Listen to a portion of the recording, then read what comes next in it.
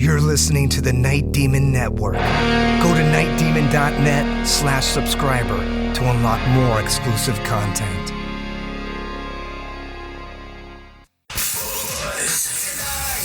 Every weeknight, it's Buzz After Dark. You like that? With Eric Steele. Hang out with me Monday through Friday from 7 to midnight for the Buzz After Dark. It's kind of like the Titanic, except instead of 3 hours to sink, it takes 5 hours. Freaks come out at night, that's for sure. The Buzz After Dark. After Dark. All night long. Awesome tunes, clothing optional. Hope you enjoyed the ride. Weeknight 7 to midnight on 102.9 The Buzz. Bill's Rock Station.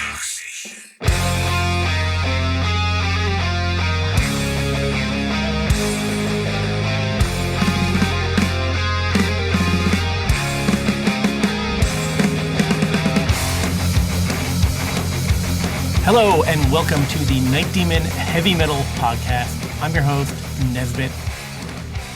This week's episode is an interesting, timely episode.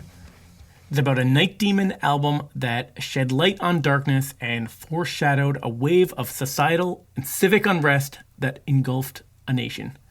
This is episode number 3, City Hell.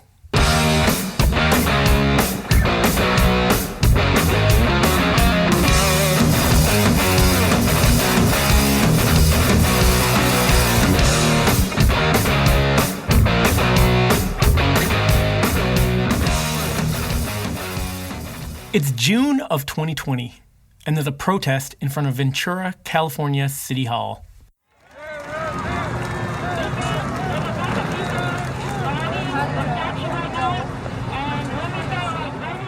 It's a peaceful protest, and is part of a bigger conversation that includes online discussions and meetings.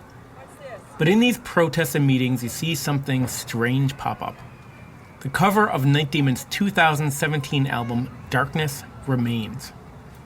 So, how did an album cover from a Ventura, California metal band get tied up in this? To answer that, you need to go back to the history of Night Demon and the history of Ventura, California. And who better to get that from than the members of the band themselves? If you can imagine a place like the movie Lost Boys without the roller coaster rides, that's pretty much what Ventura is. It's just a small, quaint beach town 1 hour north of Los Angeles, and it's a generally peaceful place, but there is a dark, seedy underbelly that exists here. There is a dark history. There is a dark past. I've always been a fan of, the hidden history, or what we're not taught in school, the darker side of things, what was buried underneath, where, it's like every society builds on top of the ashes of the last one, whether they're the ones that destroy the society before or not. It's kind of hard to think that there was such a dark past in Ventura because of how beautiful the city is. And there's a lot of ghosts and a lot of probably unsettled souls. So, the second track on the album, Darkness Remains, is a song called Hallowed Ground.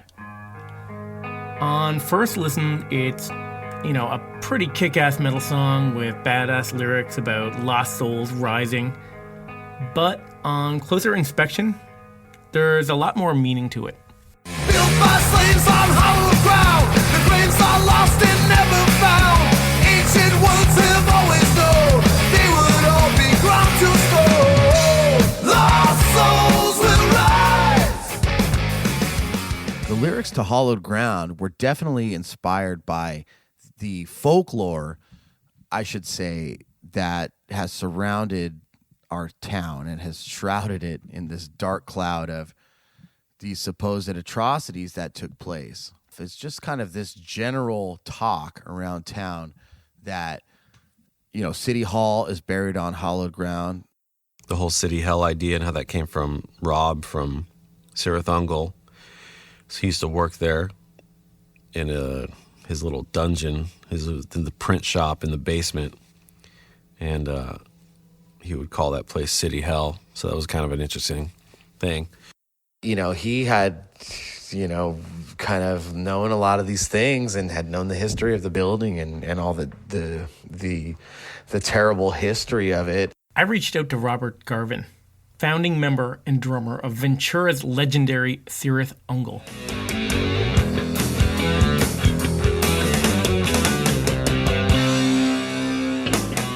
I worked for the city of Ventura roughly for 38 years. I ran what was originally called the print shop, which turned into the reproduction department. Working there many years, I tried to do a really good job and people appreciated the work that I did, and I finally became the supervisor there. And I retired in 2016. Well, when Jarvis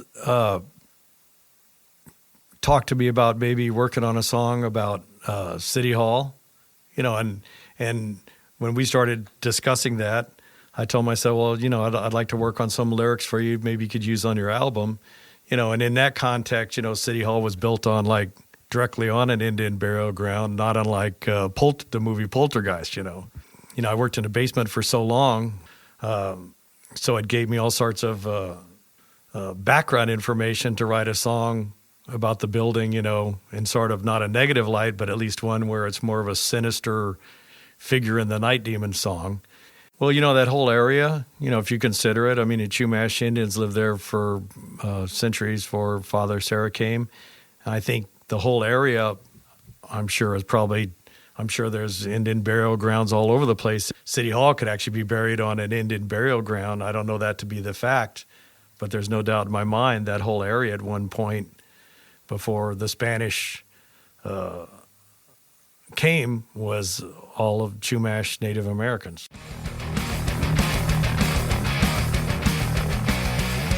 Built by slaves on hollow ground, the graves are lost and never found.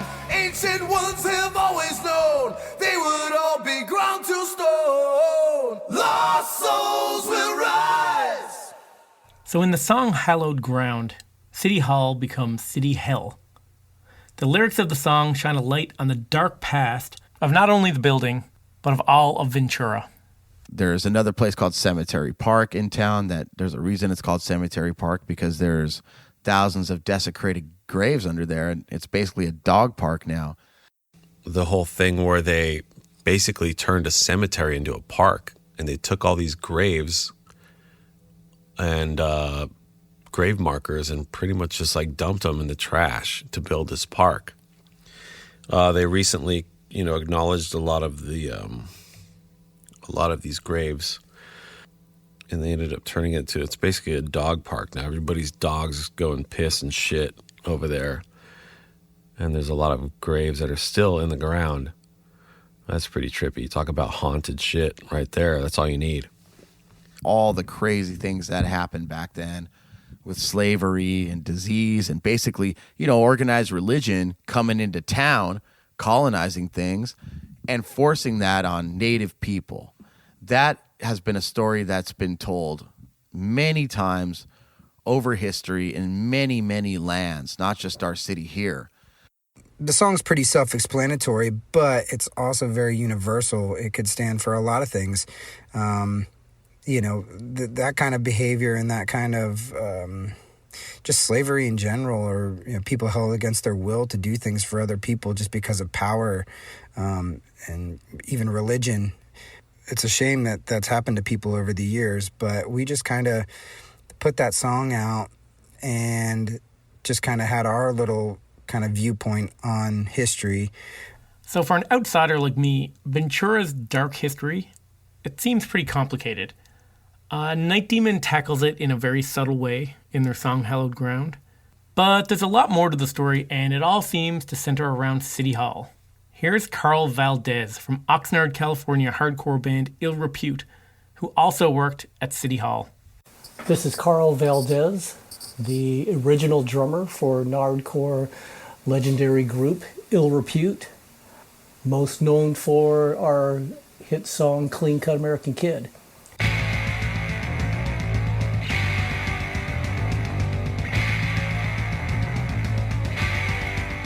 I always wanted to be a rock star since I was younger. But my mother always told me, I needed a job that I could fall back into in case that didn't work out. So I went to college and got my degree in drafting technology. And I got my first full-time job with the city of Ventura in the engineering division. I worked at the city hall in Ventura, and I worked there for 14 years. So having worked at City Hall in Ventura for many years, I do have a little bit of history to share. So the original City Hall was the old county courthouse in Ventura, built around 1913 or so. So it is over 100 years. The building is completely made of marble.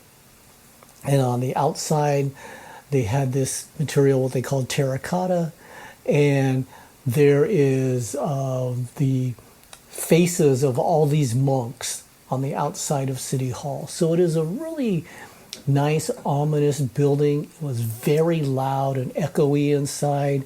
The doors were made of the solid oak that were oversized doors that had brass doorknobs, and you could hear when somebody came out of an office. On the back side of the building was the county jail.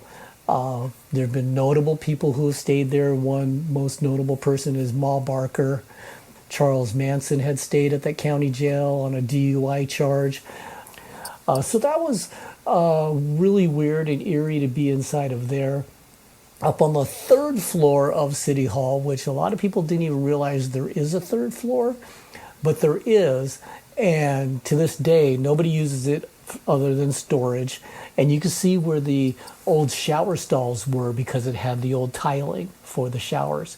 And allegedly, the prisoners actually did their outdoor exercise, quote unquote, up on top of the roof of City Hall, so or the county courthouse at that time.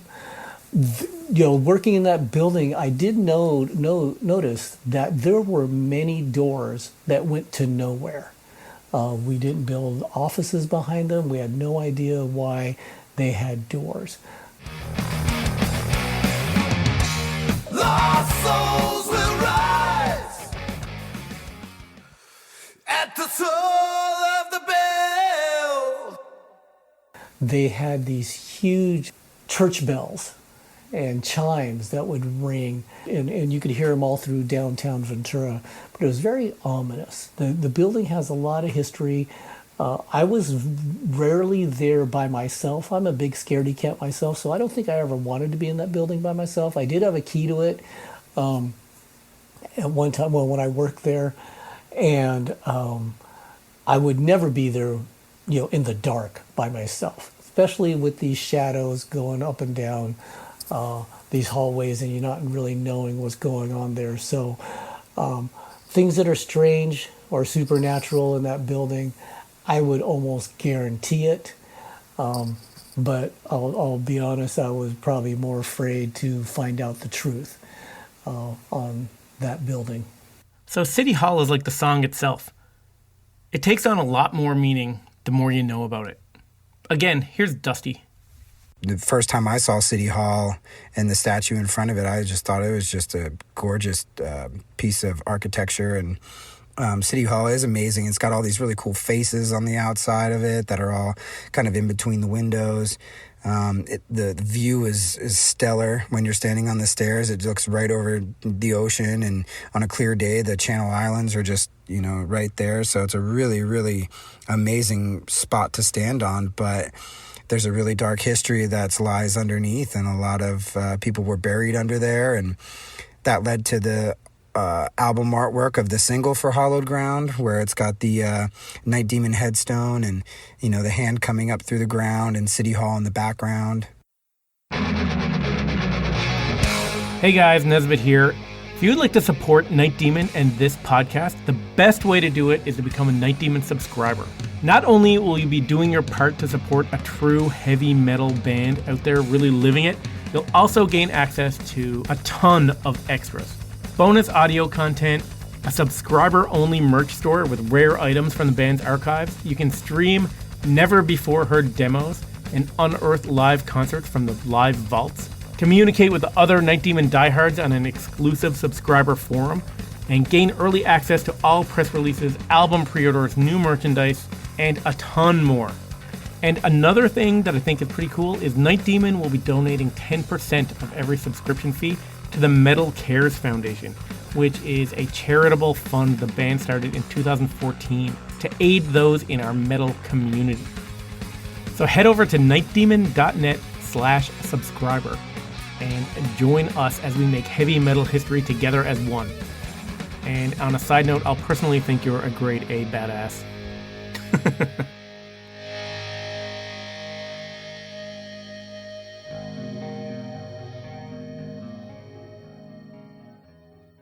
I believe we were actually going to call Darkness Remains City Hell when we first started kicking the ideas around of the record. And I think the idea of the album cover kind of started to come to fruition at that point.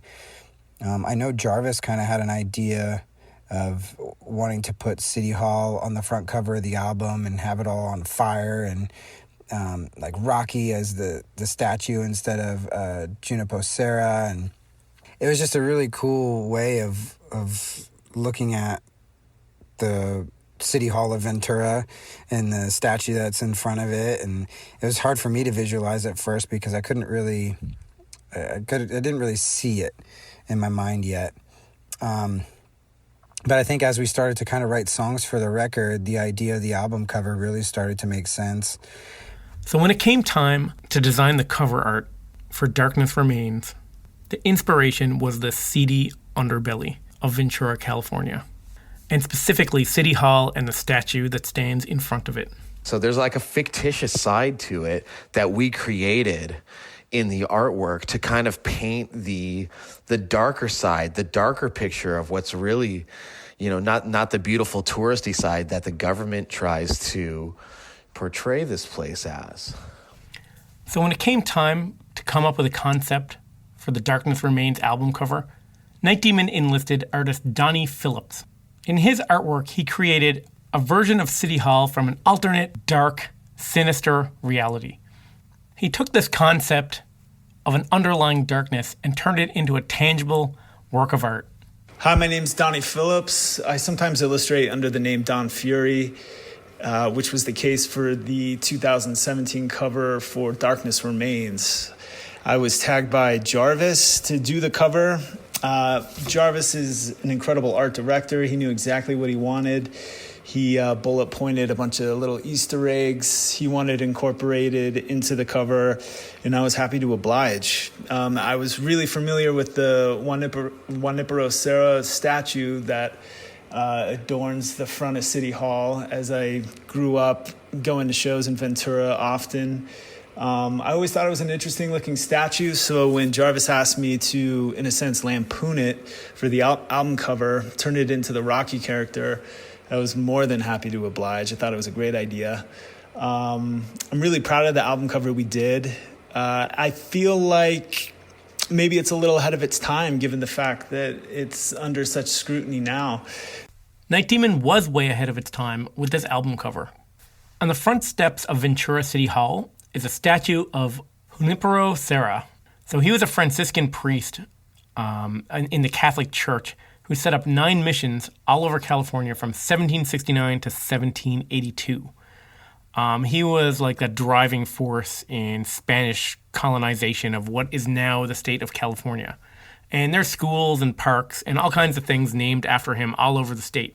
So at the beginning of this episode, we referenced a protest and a debate over a statue. The statue of Father Serra is what's at the heart of the protest.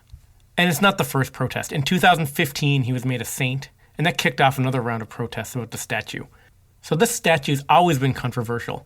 And so on the cover of Darkness Remains, the statue of Father Serra becomes a statue of Rocky, Night Demon's mascot. Again, here's Carl Valdez.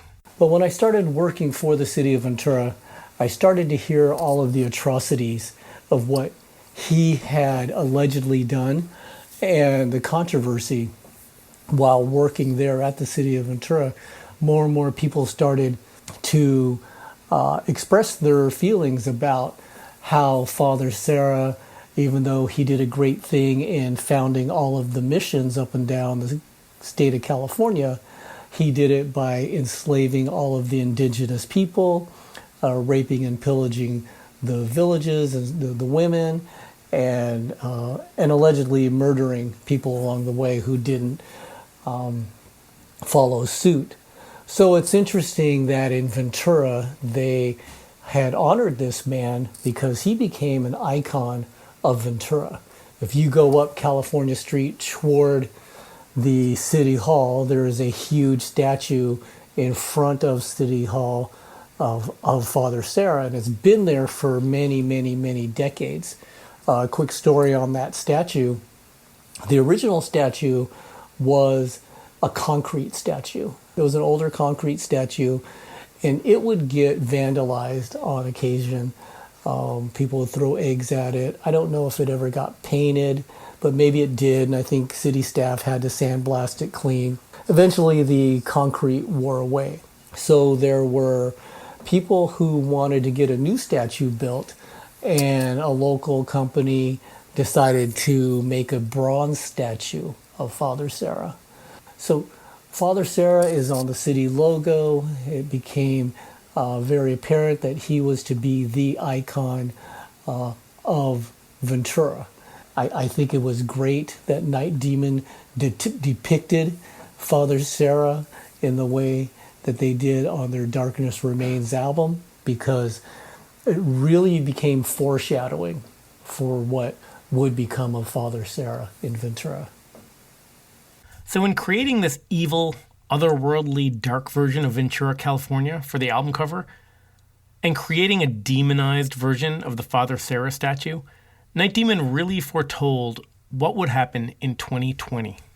Replacing the statue of Father Serra with Rocky. That was a fun kind of thing. I was like, well, should we have the statue there? With Rocky up there representing Father Serra as this demonized priest, to actually see these things happen and unfold in front of your own eyes is just, it's a little mind-blowing sometimes. And it's really not something that we ever thought would be a real issue in our lifetime, because it's just been discussed so many times. Just some weird things, It was like we had a premonition and some foreshadowing of events to come years later. What is up, Night Demon Heavy Metal Podcast listeners? This is your resident motor mouth, Jarvis Leatherby, telling you about something very, very special here. The Decibel Hall of Fame Anthology Volume 3.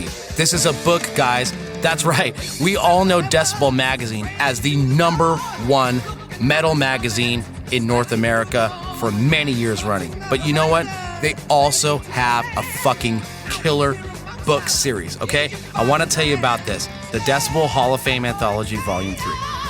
This limited edition hardcover includes 25 Hall of Fame stories from Decibel's revered monthly series of artist interviews on the making of their classic extreme music albums. Featured in this book are stories behind classic albums such as Stained Class by Judas Priest, Apocalyptic Raids from our good buddy Tom Warrior's Hellhammer, Pleasure to Kill from Teutonic German terror creator, Court in the Act from the legendary new wave of British heavy metal gods Satan, and of course, Abigail from the legendary King Diamond. And last but not least, Night Demon's personal favorite, Heartwork from the only other band from Liverpool, Carcass. So guys, please head on over right now to store.decibelmagazine.com and grab a copy to read the definite stories of heavy metal's definitive albums. Put in the promo code Night Demon upon checkout to receive 10% off. That's Night Demon, one word, all capital letters. Get your 10%, store.decibelmagazine.com. While you're there, guys, go ahead and grab a subscription of the Mag 2. They've got a great vinyl flexi series. Do yourselves a favor here. Get on the level. Store.decibelmagazine.com. Promo code Night Demon. See ya. One strange thing that happened one night, I'll never forget this either. Brent and I had gone to see Iron Maiden at the Glen Helen Pavilion, same place where Night Demon played Ozfest. And they were on the Made in England tour. Well, the reissue tour. And I had remembered that we were between tours, and I'm not going to say things weren't going great for the band, but we were definitely having some challenges and a lot of financial struggles. And Brent had the situation at his job had dried up, and he was like a supervisor there, and he ended up losing his job. And he was having some real hard financial times, and we didn't have any money. I was trying to help the best I could, giving him things to sell, and we were surviving. We were doing okay. But I remember particularly that night, he was very down about it, and we were just talking to each other and just saying, look, man, things are going to get better. We just got to believe. We got to keep going. We got to keep going the path. We got to believe. And that night, we had got to town, and we went to a bar, and we had a couple drinks. And, the City Hall thing and the City Hall thing, I mean, this idea was long around, even when Brent was in the band. And I remember even James Dufresne, the guy who concepted the Curse of the Damned cover originally with us, the guy who did the comic book, the Blood Sacrifice comic. He came to Ventura to meet with us, and we walked City Hall. I mean, Curse of the Damned was potentially going to be that album cover too. So Brent and I used to just go up there and hang out and just look at it and Lovecraft out in our town. And so this particular night, we had a couple drinks and kind of eased the pain of being down and out and broke. And we went to the statue. I'll never forget this, man. It's fucking 2:00 in the morning, and he puts his hand on the statue at the foot of Father Sarah, and underneath his hand appears a fucking billfold of money. I mean, it must have been a couple $100, and just random bills, 1s, 5s, 10s, 20s, and we just couldn't believe it. And we knew something. We knew some kind of energy, some kind of weirdness was looking out for us. And it wasn't just a statue on the album cover. The album cover of Darkness Remains has a ton of hidden Easter eggs, a few of which actually foretold other events that would take place in the future. Yeah, if you really look at the record, the album art, there's a lot of little hidden things in there. It's best to look at the vinyl version, obviously. There's a guy in a window, politician with a red tie, exchanging money with some shady-looking gentleman. You can pretty much figure out who that is by looking at it. On the left of the building, you'll see some hands coming out of the ground. Well, that obviously that signifies the hollowed ground thing. On the statue, some of the graffiti. Well, there's for the punk rockers in all of us and in our history, there's a scene in Oxnard, they call it Nardcore. A lot of bands come out of that scene, and there's a symbol that they use for that, which is spray painted on Rocky on the statue on the album cover. There's also like a Native American chief in one of the windows, like a ghost chief, that's another thing that ties into the whole native ground, hollowed ground thing. We replaced the A part of Hall and put an E there with some red spray paint. There's just a really anarchy theme going on with a kid running up the stairs, kind of like breaking in. The statue with Rocky standing there, he's got like a Nardcore symbol spray painted on him, and a bunch of other stuff, that he was spray painted. There's fire coming out of the windows. There's the actual little bit of the album artwork for Curse of the Damned in one of the windows. There's a wolf howling in another window, which was in that particular window was where Robert Garvin from Sir Thungal had his office in City Hall for like 40 something years. He worked there forever. So we put the wolf, because we call him Wolf Boy. That was paying homage to him and his sacrifice that he made for his band and just to work at City Hall and all that. So, and then in another window, we have some politicians doing a shady deal. After the record came out, the deluxe edition, I'm pretty sure that's what it was. We tweaked the artwork, and we had Donnie add in painting of the guy that worked at the record label. His name was Mirko. He worked for SPV Records, and we were on that label for a couple years. And so when we did the expanded edition, Mirko had actually passed away. Every time we'd go and play festivals in Europe, he would kind of be our day-to-day guy. He'd come and find us and make sure we were on stage on time and we weren't drinking too much and all that good stuff. He was like our metal dad over there. And he passed away, that year. So we decided to, as a little tribute, put a little picture of him in one of the windows on the album cover. And it's only on the deluxe edition. So look out for that. And the whole fire thing, the same year we put the record out, a fire ripped through Ventura called the Thomas Fire and nearly caught City Hall on fire. So to put that album out and then 9 months later, it nearly caught fire was pretty bizarre. It was it was a bit of a premonition or a foreshadowing on our part. Yeah, the first thing that kind of made us think about, wow, this is kind of a bit of foreshadowing was the fire that's on the building in the album cover. Well, turns out there was huge fires while we were actually out of town in Cleveland to record our live record, do the show for the live record in 2017, I think.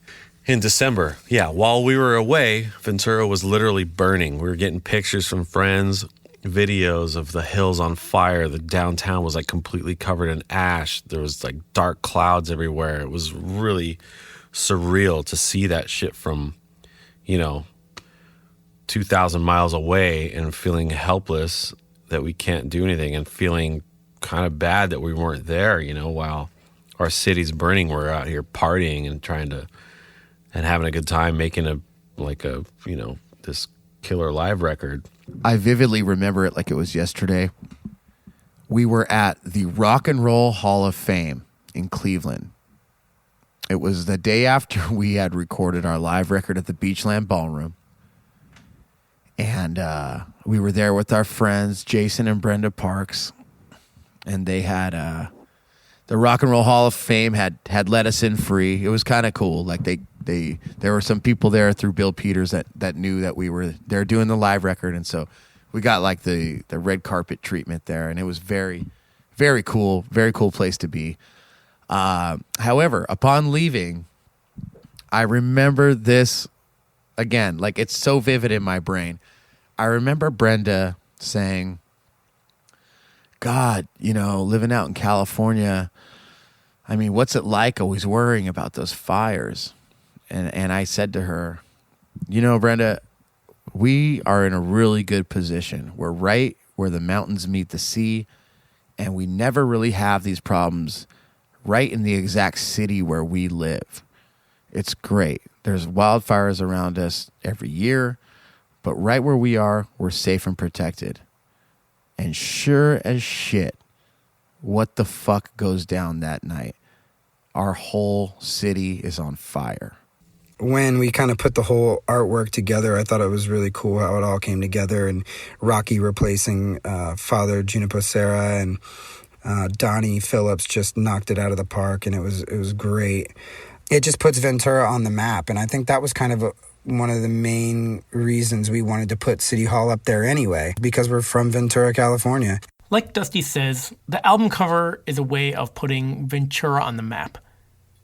Ventura, California is a huge part of Night Demon's identity. It's part of what shapes them, and in talking to them, their pride in Ventura always comes through. They have a special bond with the city. This album cover is them declaring and taking pride in their roots. Here's Kit Ekman, longtime friend of the band, sometimes crew, and occasional onstage Rocky. It was always striking to me how much obvious pride Night Demon took in being from Ventura.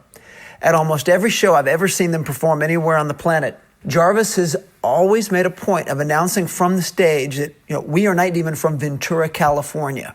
In a great many ways, Ventura is intertwined with Night Demon, Night Demon's intertwined with Ventura, and they want the world to know it. There's this real sense of place, of grounding that Night Demon has with their hometown, and it's not something you often see, especially with American bands.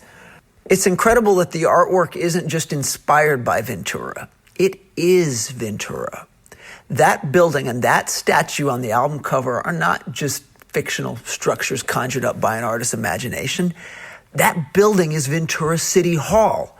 That Rocky statue, well, that's the exact placement of the Sarah statue. I mean, here's a story that brought it all home for me. I hadn't actually explored the City Hall part of downtown, because it's kind of up a hill in downtown Ventura, in my first couple of trips there. I hadn't seen it before Darkness Remains came out. But the first time after the record was released, when I returned to Ventura, I made a point of wandering over to City Hall. And it was such a surreal moment. It honestly gave me goosebumps. You see the building and you see the statue, and as a Night Demon fan, your mind immediately flashes to that Darkness Remains album cover. It's a eureka moment when you make the connection that, holy hell, that's a real place on that album cover. It felt like standing in front of heavy metal history somehow. The social media feeds at the next Frost and Fire Festival after Darkness Remains release were fascinating to watch, because so many festival attendees were posting photos of themselves in front of the City Hall, in front of that statue. Forget the Hollywood sign or the Santa Monica Pier or the Capitol Records building or whatever Southern California landmarks you have in mind. Heavy metal fans want their photo taken in front of Ventura City Hall, because those are heavy metal landmarks. Again, all because of Night Demon. I've always had a fascination with H.P. Lovecraft. Watching the movies in the 80s that were adapted from his books, and then actually getting into reading the books myself, reading the short stories that he wrote, and actually at one point even taking a pilgrimage to his hometown of Providence, Rhode Island, to go to all the places that he wrote and that he lived. And I've always felt that connection, especially when talking about our hometown of Ventura, California. There are these real life buildings and these real life structures and real life landmarks that exist. There is architecture that exists in the physical realm and in the real three-dimensional world that we live in, that he created fictitious places based on the realism of it. And we've kind of done the same here. City Hall, the Father Sarah statue, the Thomas fires. We've talked on Cemetery Park a bit. I'm sure we'll get into that. But that's really that kind of concept. And I'll also say that Tom Gabriel Fisher from Celtic Frost, Hellhammer, and Triptychon is a very close friend of the band. And every time that we go to Zurich and play, I end up hanging out with him, and we end up having dinner and just kind of walking around town. And to see how inspired the Celtic Frost and the Hellhammer music was back in the day, how inspired it was based on Zurich, on the city itself. H.R. Giger had the same kind of inspiration over there. And a lot of people always ask Tom things, just crazy things like, hey, how are you so inspired by this when, there's such a brutality to your music and, you're living in the richest city in the world and all this shit. And what people don't understand is this is all surface level stuff. If you really dig deep and you really find out about the roots of your history and where you come from, you will find some things out that will shock the fuck out of you. Ventura, California, City Hall has become a landmark for Night Demon fans. It's an iconic location that will forever be entwined with the band and their legacy. So it's only natural when a debate about City Hall and the statue specifically flared up in June of 2020 that metal fans instantly thought of Night Demon and the Darkness Remains album cover. The album artwork, it soon started popping up online in social media feeds. Fans saw the image as a premonition and a sign that Night Demon was way ahead of the curve on this issue. Whether they intended to be or not, they were firmly drawn into the statue debate. And over the next few weeks of protests, meeting after meeting and discussion after discussion, debate over the statue raged on. Saying someone's a rapist and they caused genocide is a huge claim, and there needs to be documentation of that. I strongly urge you to remove this religious icon from city property and place it in the Mission. He's a Catholic saint. He belongs at the Mission. He doesn't belong in front of City Hall. The historical accusations against Father Sarah, when investigated, are largely baseless and a matter of guilt by association. He no longer represents or is a representative of our city. The answer is not to tear down history, but to build up history, build more monuments. So in order to get to the heart of the issue, Jarvis Leatherby of Night Demon arranged an interview with Julie Tumamait Stenslie of the Chumash. Now, to be completely transparent, the entire interview is almost 40 minutes, and it's available at nightdemon.net/subscriber. Jarvis goes pretty deep into these issues, a lot deeper than I want to get into right now on this podcast, but here's a very short clip. Haku, greetings. My name is Julie Tumamait Stenslie. I grew up in the Ojai Valley. I am a Chumash descendant on my father's side, Vincent Tumamait. And for the last 20 years, I've been the tribal chair of the Barbareño Ventureño Band of Mission Indians, Chumash. The mission period throughout California was devastating to the Native Americans here, the indigenous people. The allegations that Father Sarah himself, that people are talking about, the rape, the murder, there isn't much evidence that he himself did those things, but we try to look at it through another lens in saying, well, he knew of them. He knew of the atrocities. This, like myself as a tribal chief, for lack of better words, if I went out and did atrocities, it was going to represent, and I would be the symbol of those atrocities for my tribe. Father Sarah and that statue represents that time period, which was for us in our territory here, almost a 200-year subjugation, stripping of everything that we ever knew. But for us as Native peoples, I can't hold that animosity. I understand the anger that's happening right now, especially with the Black Lives Matter. But I've come to a point in my life that I know that anger, that history is always going to be there. So if the statue was going to be removed, it doesn't belong in a public arena. It is it's not city owned, it's not church owned. But one of the first people I called up was Father Tom and said, is there room at the mission? Because for me, that's the appropriate place for it to be. Can I say that if it doesn't get voted to be taken down, that if it doesn't get, if they don't vote to have it removed and placed into the mission, I just know it. I just know that because of the energy with everything going on, somebody will take it upon themselves to remove it and damage it. And that's just not how I think we in this world need to act and need to be. There's enough of that. Before the protest on June 20th, I had a intuitive moment about Thursday, the week before that. That same night, I talked to Father Tom, my tribal group. I emailed the mayor and said, look, we need to meet. I need to talk. Our tribal group needs to talk about this.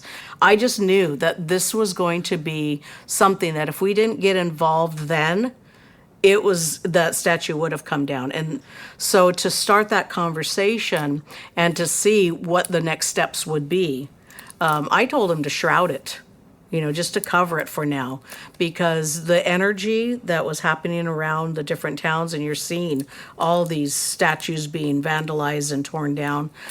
To try to solve conflict with conflict does not work. To try and use collaboration versus winning.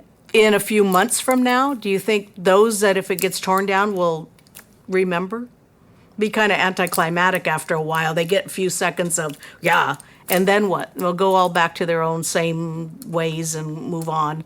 The ones that, are for us, for moving it, it's going to leave a really deep, everlasting impression that the city, the church, and the Native community agreed on something. And that doesn't happen hardly ever. So maybe Father Sarah didn't personally have involvement in any atrocities. Maybe he is guilty for being a figurehead of a brutal time period for the Chumash people. Can you erect a statue to the good deeds of a historical figure without celebrating the bad? To be honest, as a fan of a metal band who lives in the east coast of Canada, I'm pretty removed from the issue other than the tie-in with Night Demon. And to be honest, I'm hesitant to mix politics with my music at all. But it does bring up a question. Should metal bands get political? Hey guys, Jarvis jumping in here. I want to tell you about Shadow Kingdom Records. Shadow Kingdom was the first domestic label to release Night Demon on CD. They put out the EP in 2013, and they also released the vinyl version of Live Darkness. Listen, you guys need to get your ass to the Shadow Kingdom Records store, okay? Right now, they're offering 10% off for all Night Demon Heavy Metal podcast listeners. Just go to the website, put in the code NIGHTDEMON10. That's Night Demon 10, all capital letters, Night Demon 10. No spaces. Put that promo code in upon checkout to get 10% off. Right now, guys, they have the Bloodstar 7-inch, which has sold over 1,500 copies, and these guys cannot hold on to it. So this next pressing, you want to get that before it goes out, okay? Also, SKR Compilation Volume 1. Guys, this is free on Bandcamp. They're giving it away for free. So not only are you going to go to ShadowKingdomRecords.com and put in the code, all capital letters, no spaces, Night Demon 10 upon checkout, you're also going to go to their Bandcamp site and get this compilation for free. You're going to hear tons of fantastic fucking heavy metal. If you love us, you're going to love this label. Check it out, ShadowKingdomRecords.com. Put in the promo code NIGHTDEMON10 and receive 10% off of your entire order. Do it.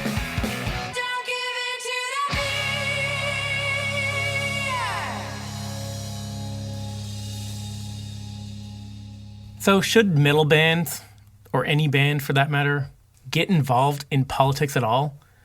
I asked the guys in Night Demon what their thoughts on this was.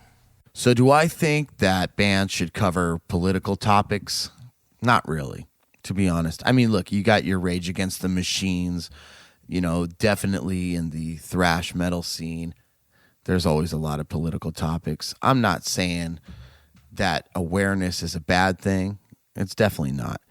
I just don't think it's a spot for us. I don't think it's a spot for Night Demon. I think me personally, I have such a big mouth anyway. I've got to have I've got to draw the line somewhere. I've got to have some kind of filter here. And regardless of what my political beliefs are, the band's political beliefs, I don't really think that they're strong enough either way. We're the kind of people that are more easygoing when it comes to that kind of stuff. I mean, of course we get fired up about things, but for the most part, we pay attention to the things that directly surround us. We're on a much different mission in our life than most people.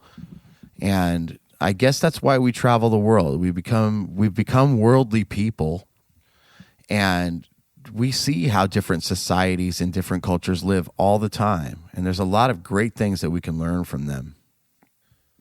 And there's nothing to say that our opinion is correct. So as far as the listeners go and our fans go, there are all kinds of different people from all different kinds of walks of life. So we don't want to segregate them in any way or influence them to think a certain way because their favorite band thinks that way. I actually think the best representation of a song like this, I mean, if you're going to go that route, is The Temptations' Ball of Confusion. Actually, really, really awesome song lyrically, especially if you're talking about political stuff like that. Funny enough, I believe Anthrax actually covered that song. Don't quote me on that, but I believe that they did cover that song. But that was definitely a song that I had heard before I knew Anthrax did it. I remember taking a songwriting class long time ago in high school, and I came across that song because my grandfather had written a poem. He was like a published poet, and he had written this piece called New World Order, and it really reminded me of Ball of Confusion. It just had all these words just spitting at you, just back and forth, back and forth. Really good song there if you're looking to get any kind of meaning out of the political system at all, which is basically if everybody's right, then everybody's wrong. It's kind of the same thing as organized religion. So we tend to stay away from stuff like that and just stick to the fantasy. Even if it's the darker side of life, it's still intriguing enough for us to go there. I think it was great when bands would go out and think of really fun and interesting ways to get their point across with just history in general. I think with bands like Black Sabbath and Iron Maiden, Black Sabbath, with War Pigs, they were obviously talking about the war, and, they were affected by that. Run to the Hills is about, the English settlers coming and murdering and taking over all the native land. But when a band can go out there and talk about these issues and make a classic song that just resonates for years and years and years and years and continues to just still be an instant classic, I think that's great, because it continues to get the point across long after the musicians or the artists themselves are even around. Growing up, I would say that I definitely heard and got into, if any, really, issues politically and stuff like that through music, because that was pretty much my main source of what was happening in the world. So I think it definitely can be a really important tool to get some ideas across, but also at the same time, there's the people like, get on stage and all they do is preach about shit in between every song and all that. That is like enough, Have a song or two that tackle some real issues. I'm good with that. Well, I'll tell you one thing. One of the best topics for heavy metal, hard rock music is war.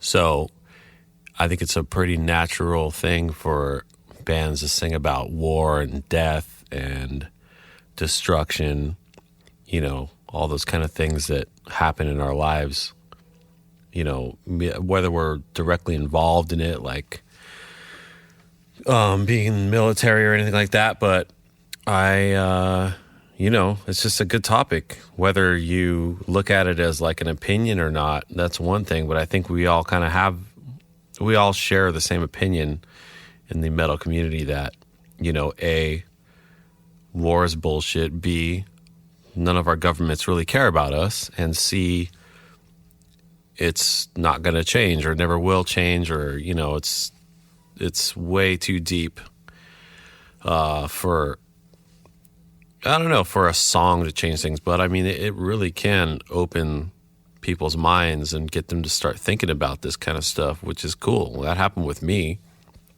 I mean, War Pigs. Yeah, you bring up War Pigs. I was, fuck. Generals gathered at their masses.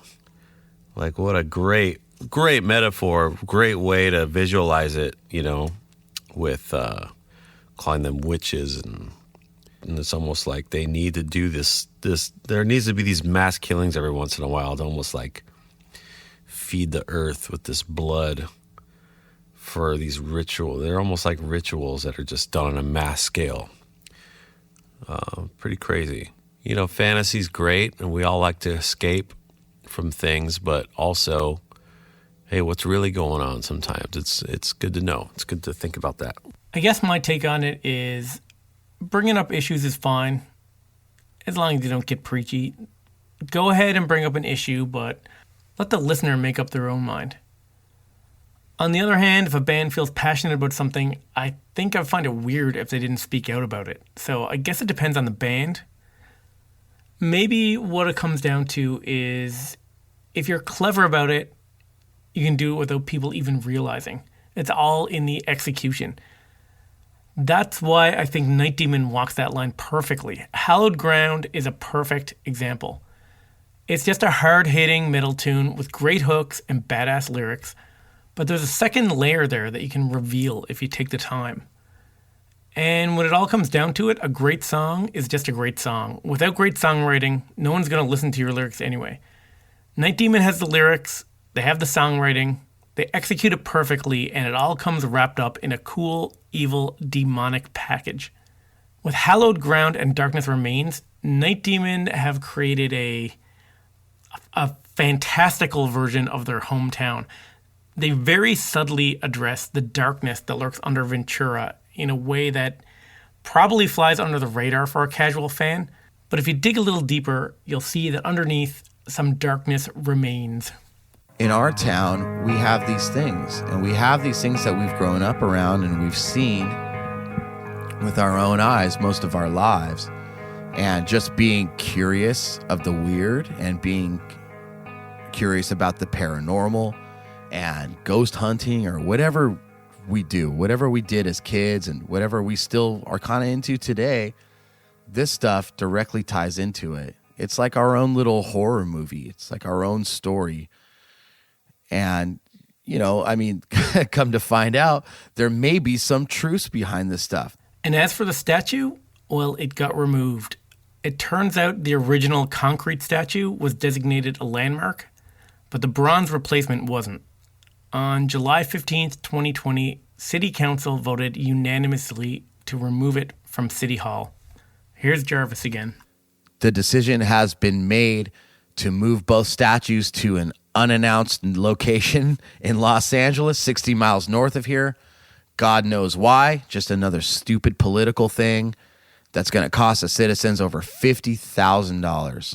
The plan is to eventually move this to the San Buenaventura Mission, which is located a few blocks from where the statue originally sat. So why they didn't just, why they weren't able to put that there, who knows? The story does not end there, however. Also on July 15th, the day that City Council voted to remove the statue, earlier that morning, Pope Francis got involved and phoned up Archbishop Jose Gomez, who I believe is the Los Angeles Archdiocese of the Catholic Church, and deemed the Mission San Buenaventura, located at 211 East Main Street in Ventura, California, holy land. So if and when that statue ever arrives at the mission and is housed there from here on out, nobody's going to be fucking with that thing unless they want to fuck with the Catholic Church. And I definitely don't. So I'm out on this. So $50,000 to move a statue is an example of why I hate politics. If it was up to me, I would have gone with album illustrator Donnie Phillips' idea. And I do believe, I mean, according to a four-day-old Los Angeles Times article, they're going to be removing the statue. And I would urge the clowns at City Hall to either erect a real Rocky statue to replace it, because Night Demon is clearly one of the best bands, not only coming from Ventura County, but in the world, in my opinion. So, yeah, I support a Rocky replacement of the Juanito Serra statue in front of City Hall. I think that'd be incredible. Let's do it. I think if we get enough metalheads to put their signatures down on a piece of paper, we could present that to City Hall. Let's get that going, fellas. So that's the story behind City Hell. There's a lot more to the story at nightdemon.net/subscriber, including full-length unedited interviews, exclusive never-before-seen photos of the band, and Rocky on the steps of City Hall and in front of the statue, pre- and post-removal. High-res photos of the Night Demon Darkness Remains backdrop depicting City Hell. There's a ton of bonus content on this and previous episodes for subscribers at nightdemon.net. Until next time, this is Nesbitt signing off. Through the years they roam the place, native sons of noble race. Pain and suffering they felt, from injustice they were dealt. Lost souls will rise at the toll of the bell. All seeing eyes, don't try to fight, there's no way out. You're gonna die on hollow ground. Thanks for listening to the Night Demon Heavy Metal Podcast. Head over to nightdemon.net, click on the subscriber tab, and sign up to access exclusive weekly bonus content. If you would like to donate to support the Night Demon Heavy Metal Podcast, you can do so through PayPal at paypal.me/nightdemonmetal. Additionally, if you have not already done so, please subscribe, like, rate, and review the show on iTunes or wherever you listen to podcasts. unbearable suspense that keeps you on the edge of an abyss of terror. Take a cult film odyssey into Cinemadness with Cinematic Void. Based in Los Angeles, Cinematic Void is a film series that specializes in horror and exploitation films. Currently, we are hosting Cinematic Void Up All Night in the Cinemadness movie, a monthly virtual screening series, as well as the Cinematic Void podcast, where we dive deeper into the world of cult cinema. You can find Cinematic Void on the World Wide Web at cinematicvoid.com, as well as Facebook, Twitter, and Instagram. And if you like what we do, you can support Cinematic Void by joining our Patreon. Until next time, see you in the void.